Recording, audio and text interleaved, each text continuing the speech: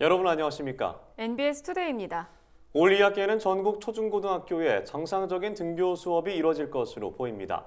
교육부는 최근 2학기 학사 일정 브리핑을 통해 단계적 전면 등교를 추진하겠다고 밝혔는데요. 그런데 거리두기 4단계가 지속될 경우 등교 제한이 시행될 수 있어 친환경 농가들의 걱정이 이만저만이 아닙니다. 농가들의 피해가 최소화되기 위한 선제적인 대책 고민이 필요한 시점인데요. 강창우 기자가 전해드립니다. 교육부는 2학기부터 전면 등교를 실시한다고 밝혔습니다. 코로나19 상황이 장기화되면서 교육 회복을 위해선 등교 수업이 필요하다고 결정한 겁니다. 교육부는 방역 관리를 위해 단계적인 등교 확대 방안을 추진할 계획입니다. 여름방학에 들어간 학교가 개학하는 이달 셋째, 넷째 주부터 9월 3일까지는 전면 등교를 제한할 방침입니다. 사회적 거리두기 단계에 따라 등교 비율이 정해질 예정입니다. 그 후 9월 6일부터는 사회적 거리두기 3단계 이하의 경우 전면 등교가 시행됩니다. 다만 지역, 학교 여건에 따라 등교 비율은 일부 축소할 수 있습니다. 교육부는 감염병 전문가들이 학교 방역을 진단한 결과 학교 공간이 감염병 확산 위험으로부터 상대적으로 안전하다고 설명했습니다. 종합적으로 학교의 등교 비율은 전년 대비 높아졌지만 학교를 통한 감염병 확산 위험은 높아지지 않았습니다.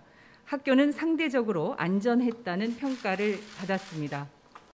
하지만 등교 재개 시점의 사회적 거리두기 단계를 전망하기 어려워 학교 급식 친환경 농가들의 근심은 깊어지고 있습니다. 1년 계획에 따라 급식 출하용 농산물을 재배하고 있는데 등교가 정상적으로 이뤄지지 않아 발주량이 감소할 경우 심각한 피해가 발생하기 때문입니다. 기본적으로 학교에서 등교가 줄어들면 아무래도 농민들이 타격을 받을 수밖에 없죠. 특히 역차나 연중 꾸준하게 나온 품목들이 타격을 많이 받죠. 이에 등교가 정상적으로 이뤄지지 않을 경우를 대비해 사전 대책을 마련해야 한다는 목소리가 잇따르고 있습니다. 한국친환경농업협회는 최근 교육부, 서울시 교육청 등 교육 관련 기관과 간담회를 갖고 학교 급식 대책을 건의한 것으로 알려졌습니다.